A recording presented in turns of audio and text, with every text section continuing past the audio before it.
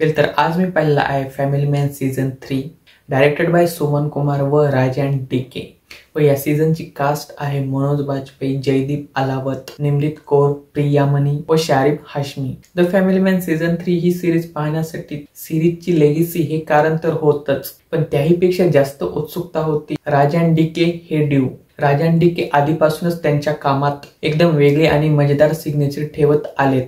त्यांनी खूप सारे एकदम मास्टरपीस मूवीज व शोज दिलेले आहेत। One of the my favourite movie go Goa gone, इंडियाची पहिली झॉम्बी कॉमेडी कल्ट मूवी, त्यानंतर फर्जी सारखी एकदम स्मार्ट सिरीज, व आपल्याला माहिती आहे का श्रद्धा कपूरचा एकदम सुपरहिट चित्रपट स्त्री हा सुद्धा या दोघांनीच लिहिलेला होता।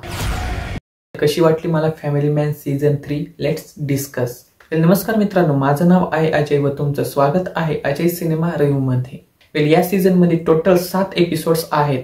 प्रत्येक एपिसोड 44 ते 57 मिनिटांचा आहे आणि विंज वॉच केले तर तुम्हाला जवळजवळ 7 तास आरामात लागणार आहेत। सुरुवातीचे 2 एपिसोड्स मला फार आवडले। एकदम tight pacing, suspense, political angle आणि श्रीकांत तिवारीचं ते ओळखीचं मजेदार सिरियस मिक्सचर, हे सगळं परत अनुभवायला काही वेगळं वाटलं नाही, उलट मला खूप एंगेज ठेवलं। पहिल्या 2 एपिसोड मध्ये राज आणि डीकेचा सिग्नेचर ह्युमर, थोडं फॅमिली ड्रामा आणि थ्रिलरचे लेयर्स, हे सगळं बॅलन्स झालेलं जाणवतं। पण सीझन जसा जसा पुढे जातो तसं तसं स्टोरी जरा स्लो वाटते। काही कॅरेक्टर आर्क स्ट्रॉंग आहेत, पण काहींना ते वेट दिलेलं नाही। रायटिंग काही सीन्स मध्ये हेवी आहे तर काही सीन्स मध्ये खूप स्ट्रेच्ड वाटते। कथा टेक्निकली स्ट्रॉंग आहे व डायरेक्शन पण सिनेमॅटिक आहे व काही ठिकाणी लॉंग टेक सीन्स जे होते ते तर फारच छान प्रकारे शूट केलेले गेले होते। मूवीचे सेट्स, लोकेशन, सिनेमॅटोग्राफी खूप रिच फील होते, पण कॅरेक्टर आर्क्स पुरेसे एक्सप्लोर केलेले नाही। उदाहरणार्थ जेकेच्या कॅरेक्टरला नेहमी इतकं जोरदार स्क्रीन प्रेझेन्स नाही।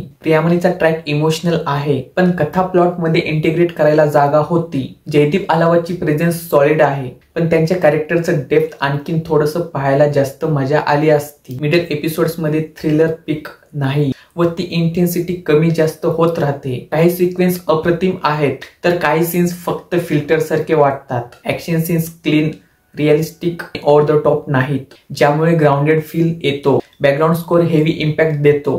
परफॉर्मन्स मध्ये बोलायचं गेलं तर इंग्रजीचा एकच शब्द, सुपर। मनोज बाजपेयी नेहमीप्रमाणे सोल, त्यांची प्रत्येक सीन मधली नॅचरल ऍक्टिंग स्टोरीला वजन देते। शारिफ हाशमी नेहमीप्रमाणे naughty, humorous, charming, relatable. Jaideep Ahlawat villainy intensity मध्ये डेडली होते। निमृत कौर व प्रियामणी यांची ऍक्टिंग पण जबरदस्त होती व बाकी कास्टने पण उत्तम काम केलेलं आहे।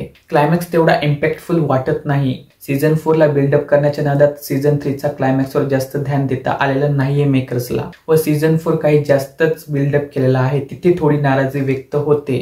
Family man season 3 is not a perfect, पण तरी ऑनेस्टली सांगायचं म्हणजे सीझन 3 मला खरंच खूप आवडलेला आहे। कारण एंटरटेनमेंट आहे, राज आणि डीकेचा फ्लेवर आहे, स्ट्रॉंग परफॉर्मन्स आहेत। नो डाऊट सीझन 3 पाहताना फ्लॉज आढळतील, पण ओव्हरऑल सिरीज ही एन्जॉयबल आहे। सिरीज मधील काही अडल्ट सीन तर नाहीयेत, पण हो शिव्या खूप आहेत। ठीक आहे मित्रांनो, हे होतं माझं ऑनेस्ट मत फॅमिली मॅन सीझन 3 बद्दल। तुम्हाला सीझन 3 कसा वाटला नक्की सांगा।